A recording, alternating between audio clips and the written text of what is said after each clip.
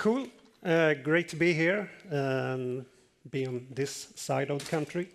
And today we are going to talk about how we empower different teams at Kappahl and infuse them with an analytical mindset so that they are getting more efficient and get to learn analytics more. And this is me on a bike trip around the Lake Vättern some years ago. Just outside Jönköping. And when I'm not shredding miles on the bike, I'm an analyst at Kappahl. I've been there for 1.5 years in this role. I've been another tour at Kappahl a couple of years ago when we worked together. And Kappahl, for those who don't know it, is a fashion retailer with a couple of hundred stores in Sweden, Norway, Finland, and Poland, and also via our brand Newbie, we have stores in UK and online sales in Europe and also Japan. Yes, and this is me. Sweaty picture. I'm used to wearing a headset. Apart from working at Avensia, I'm also a dance instructor at SAT, so that's kind of my fun fact. And we've gone all in on the sports theme since it's level up your game. I bought way too many props over in our photo booth, so please come and use them. Sports, right? My name is Sophie. I work as a commerce advisor at Avensia. Our core offering is e-commerce solutions. We have two really great solutions there, but we also offer services and build things with information management, support customers with business transformation. And then we have a customer experience department where I work. And what we do there is support customers like Kappahl in optimizing and analyzing the customer experience and journey in different ways. And we're also always a part of the e-commerce solutions that we do. Yep. And why we're here today is that we did work together before, but now I'm at Avensia since 2 years back. And just this spring, we built and launched a new e-commerce and app for Kappahl. So let's get into the journey. I thought it would be kind of fun to share the development for Kappahl. And some of you might be somewhere in the middle of this. Somebody might be in the beginning. You have that hippo word again. But I thought I'd just go through. It's nice to share kind of the journey that Kappahl has gone through, related to the online and the data journey. So back in, I think about 2010, 2011, they launched their e-commerce site. There was a lot of store focus. So the online was just supposed to be another kind of extra window for the store.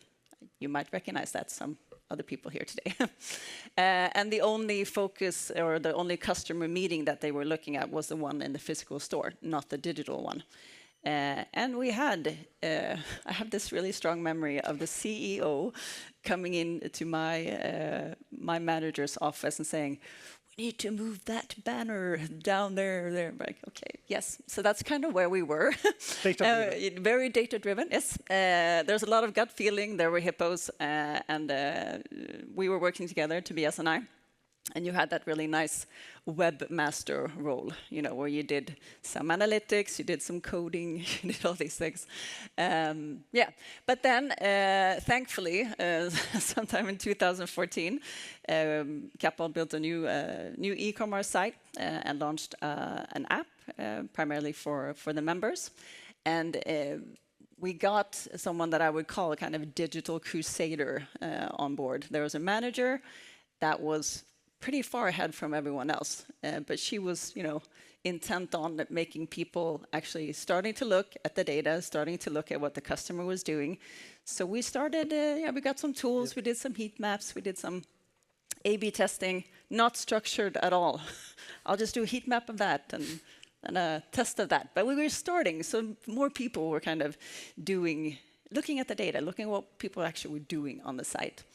And then around 2018 or 19, I think we started, we acquired Contentsquare as well, and we did some A/B testing. We needed another tool that was easier for more people to look at the data, to look at what the customer was doing, and did the A/B testing as well. And then 2014, where are you?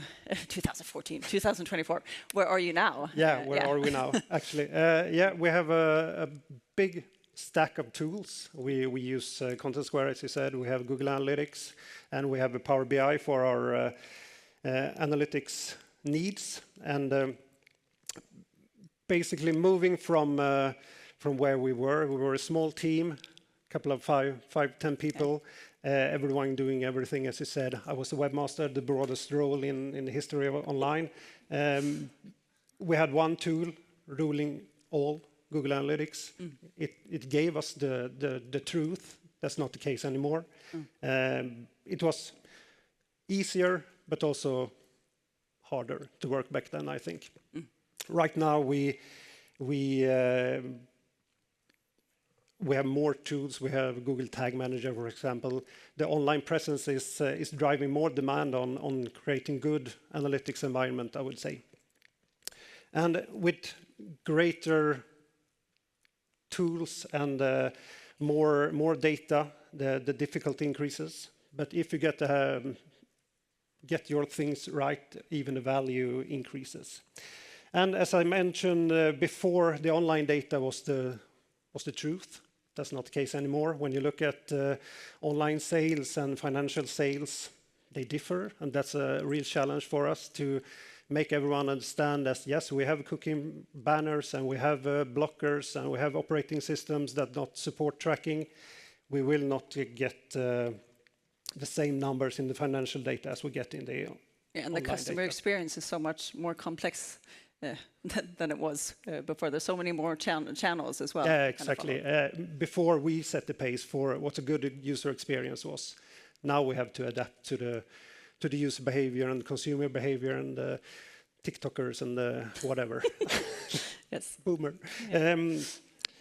And also we have moved quite a long way on this analytical ladder, so to say, going from foundational data where we just located the data to diagnostic data where we sort of looked at what happened, or descriptive analytics, and then diagnostic data where we sort of, is this causing this or is this causing that? And what we see in the future is, of course, moving more to the right on this ladder where we get more AI, of course, be smarter, being able to predict what's going to happen. And also, another thing that's changed is the setup of the team. As I was saying, we were a few people before. Now we're a full-fledged online team with content team, business development team, and multiple roles that working with content and development and data on a regular basis. Yeah, so how do you get more people kind of involved with the data? Because, I mean, it is easy that it just kind of lands on you as an analyst. I think you might recognize that. Or you get like a CRO person or whatever, and they get all the responsibility. And how do you get more people kind of to perhaps get excited about the data? Right. The analyst is perhaps the new webmaster, the webmaster of data, perhaps. Yeah, it's true. I'm doing most of the data job in the online sales organization, but we try to get this mindset that every role needs analytics. We try to educate, inspire, encourage people to really dig into the data and find the data that they need, use the tools that we invest in, and also looking at data democratization, getting access to data, getting data right, being able to trust the data, and also to demystify analytics. So we don't set aside time to do analytics. It's not the thing that you do Friday afternoon or in the end of the month. It's something that you do all the time in your role as content creator, business developer, UX designer, and so on. So. And I think that's maybe one of the challenges as well, getting it kind of from being up here, like I have to do my analysis, sit down on, maybe not on a Friday, I don't know, but to get it kind of incorporated in everyone's everyday work, and maybe find like their data, why it's important for me to do it. So we can't have 50 or 10 even digital analysts. We need to boost all the roles with some digital mindset or digital analytics mindset, basically. Click, hard click. Yeah, so do you have any framework kind of for how you get everyone? Yeah, I think Ribeiro had some good insights there with the KPI framework. Good to have an analysis partner on site. We are also working with this KPI framework, trying to bring all your company's big goals down to digital goals, down to your sort of personal KPIs. Then it gets much more easy to as I said, find your data. Which data source should I look at to find my KPIs, and what tools should I use to present this data once it's done. And also, when you have located your KPIs, you can follow this measurement process basically to help you along the way. When you have your KPIs, you identify your data sources, then you start your analysis, trying to find out what's happened, and then you write your insights and spread them, and also take actions based on those insights. And then you have this iterative process, and then of course you spread the insights and your learnings in the organization. And I'm thinking like the spreading is the most important part, and doing that in an easy way, I guess, for different roles to kind of understand it. Do you have any examples, maybe? Yeah, of course. And as you say, it's very common. Well, not at our company, of course, but it's common that you create a PowerPoint or an Excel, and it lays there in some folder somewhere. But if you can spread it, it gets traction, and it's really meaningful to the rest of the organization. So we have some short examples on how Contentsquare have helped us with some projects. We have this content team in the online sales organization that works with everything you see on site: campaigns, offers, product enrichment, etc. And what we have done together with them is to look at this 99%. I think Pierre was into the same area before, to see the ones that don't convert at a given time. How can we put a value on them? How do we measure if their visit was successful? If Inspiration Ida and Sofa Surfing Sophie comes to our site, what are their sentiment? What are their needs? What are their behavior? And how can we sort of push a measurement on those visits?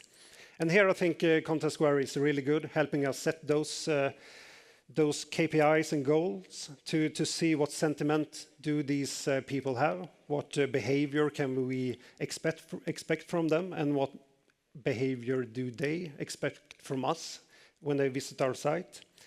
And also we can set different KPIs, more softer KPIs than the conversion funnel ones, like visit the product page, go to the checkout and buy the product. This is more like, look at, this comparison Catherine, she wants to have all the information, all the product reviews, all the price information, to be able to see if the Kappahl product is worth buying over the H&M product, for example. I think this is interesting because it can be, and this is a development since I left 2 years ago, I would say, like identifying these different personas or what they want to do on the site, because you might have a marketing department or purchase department that thinks a customer just wants to do one thing, and then you have, I think it's really interesting to have identify and look at the different kind of journeys or different things that people want to do on your site, and then follow those different ones. Because we have behavior still from the 2010s where someone comes in and say, we have to be on the start page because we want to sell more. Yes. Yeah, but not even half of our visitors comes to the start page. So yeah. And as I say, Contentsquare is great for these sort of softer navigational content-related KPIs. So where have people been and where are they going, and what content do they engage with the most, and so on. And we've seen plenty of examples today of these measurements. And also, I would like to highlight this speed analysis tool that we've invested in. It really helps us and the business development team to identify page types and pages that are performing really good or really bad when it comes to speed metrics. And what's also good with this tool is that you can compare with your peers. And also you can create analysis based on these metrics when you do your quantification, impact quantification, for example. So it's a really powerful tool that both gives us good data to present, but also good analysis starting points. Yeah, and I put in a slide here as well. I was the content manager at Kappahl for like 8.5 years, and I did start working a lot with, it was my content team doing all of these analysis, and I thought I'd just share also, like you were talking about, an example here. We had really long campaign pages. It's what we always had done. We needed, marketing or an art director wanted it. We want these really nice big pictures, and like, yeah, okay. And my team was spending a lot of time building these campaign pages. And then we started looking at them with Contentsquare. We're like, okay, there's not that much traffic coming in. So we're like, okay, is it worth, the effort here?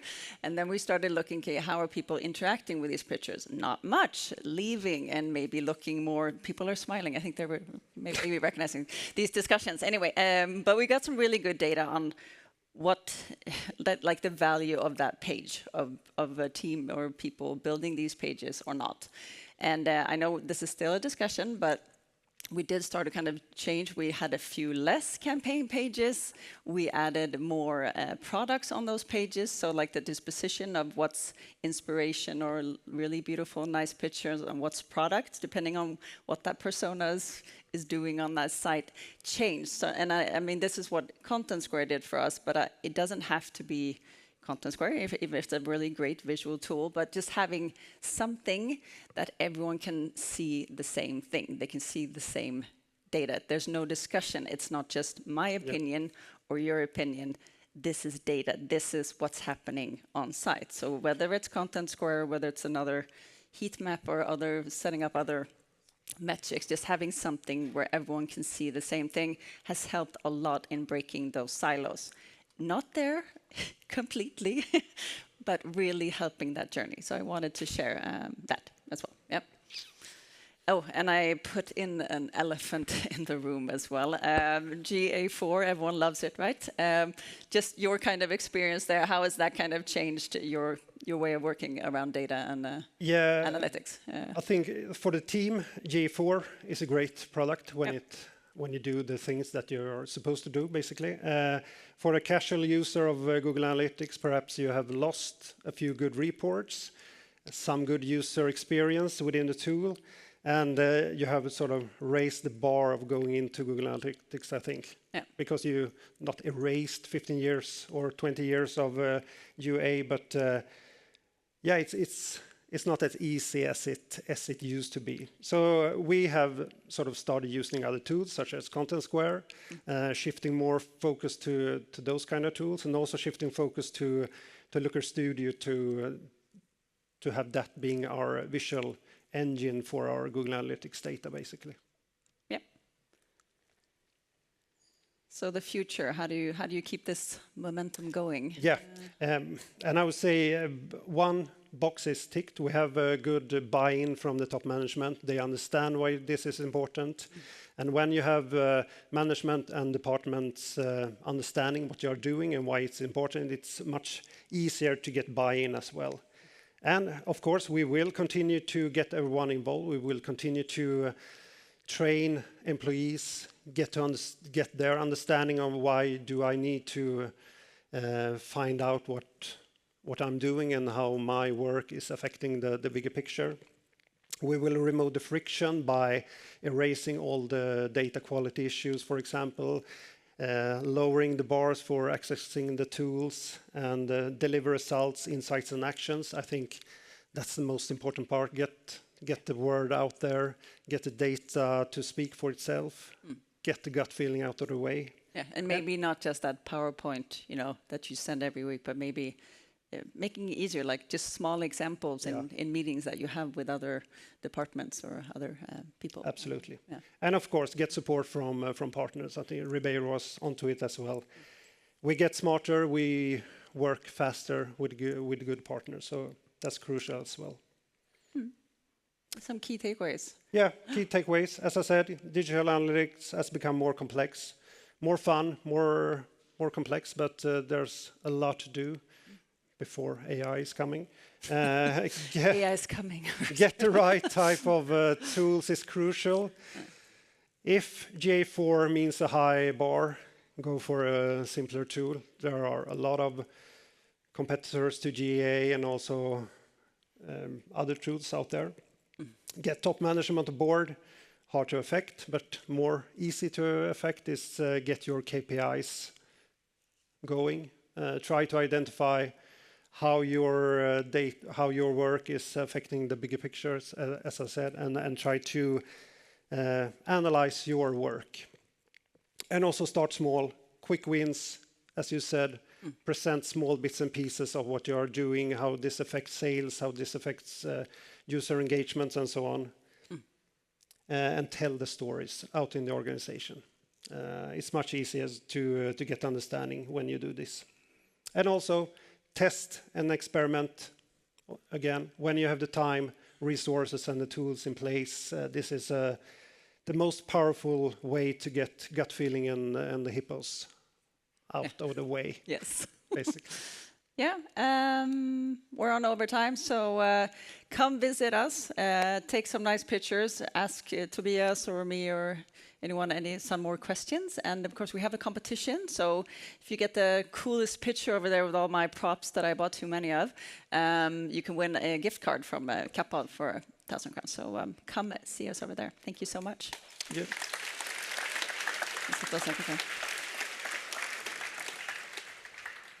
Can we sit here and you sit there now? Too? Is that wherever you want to sit? You want us? Yeah. Thank you so much. Thanks. I remember when we started speaking about speed analysis, and very interesting to hear how far you've come. Yeah, it's a super tool. Yeah, and also the personas. We'll never forget couch surfing, Sophie. I don't think it's just you, missing Sophie. my surfboard here. So we do have one question already from the online team, so I wanted to give that to you. How do your experiences with tools like Google and Contentsquare compare as onboarding tools for beginner data analysts? If we should compare them, I think they have their upsides and downsides. It really depends on what KPIs you're after. Yeah. And the role. And the role, exactly. Well. Yeah. So for a content creator, Contentsquare, with its visualizations, the funnels and so on, it's a good way to get into the data really quick and really accessible. But for a marketeer, for example, where you need to find what sources are the most performing, and you need to find all the nitty-gritty data presented in a different way, perhaps, I would say that Google Analytics is the best way to go. And there are, even though GA4 and all that, GA4, if you learn like 5% of the tool, I think you can cover much of your daily work as a casual user of digital analytics tools. So yeah, not an easy answer, but no. It depends. It depends. The next quote for today, right? It depends. Any questions from the audience here?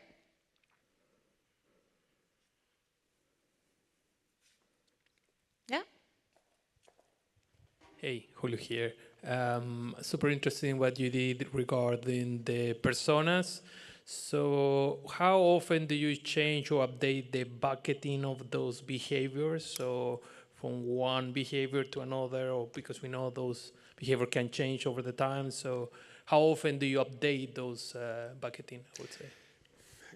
I would say we haven't done it yet. So this is quite new, and this is just this is what we have right now. We have isolated some personas that fit our target group and our visitors and the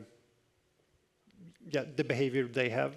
But as you said, during the time going, I'm sure we will update them and see, perhaps come up with more. And there were just women there now. Perhaps we need to get a man in there sometime. Right now they are quite few. So, but I'm thinking also there's a potential here to sync them more with the CRM that have other kind of personas. Kappahl does have a really big loyalties club or program, a lot of members. So there could be those doing different kind of things related to that. So I think there's lots of potential there. Absolutely. Great. Another question from the online. Is the campaign pages example, so the campaign pages example where you found experimentation irrelevant, how do you identify the most relevant problem? As Ribeiro discussed, for example. I would say sometimes it's a combination. I mean, there are soft kind of values as well of efficiency for like what people are spending their time on versus kind of what the result is or what the value is of that. I think it kind of depends. I would say it depends. There's always going to be just do it things. You can't experiment or test everything because then you're never going to do any changes on your site. Absolutely, it should be data driven, but I think some things you can just identify like this is such a big pain for our customer or such a big pain for the organization working with it. So let's just do that, and then you can always follow up on that as well. I mean, I love testing as well, but sometimes you just need to do some basics. There is like a baseline that you should maybe just. Do you agree? Absolutely. Yes. Yeah. Yeah.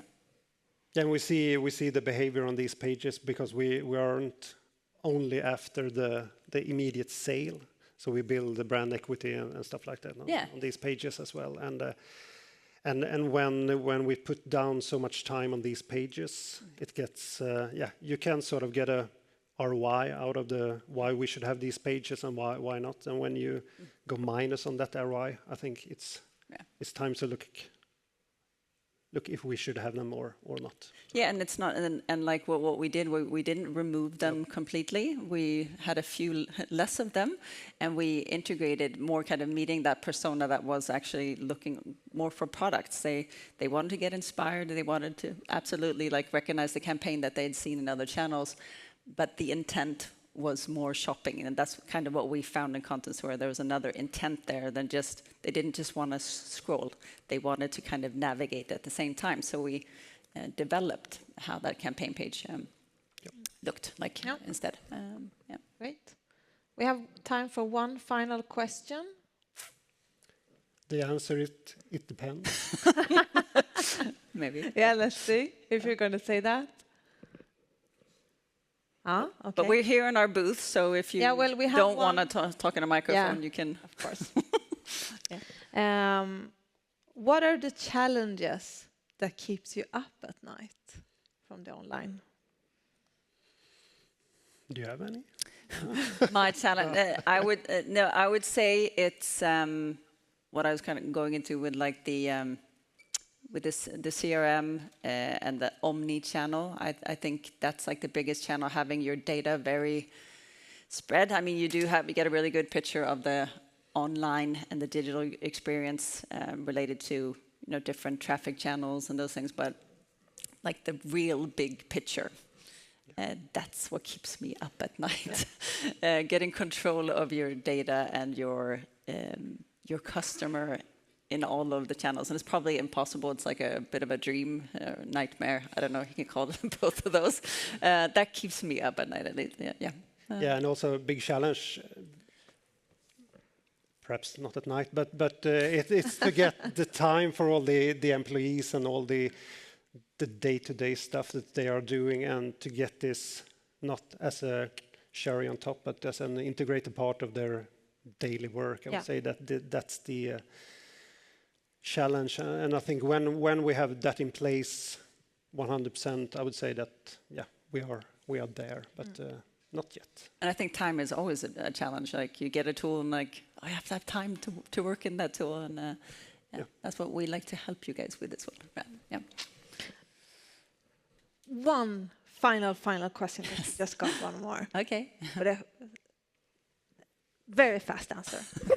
What finding through Contentsquare gave you the biggest, and excuse my language, holy moment?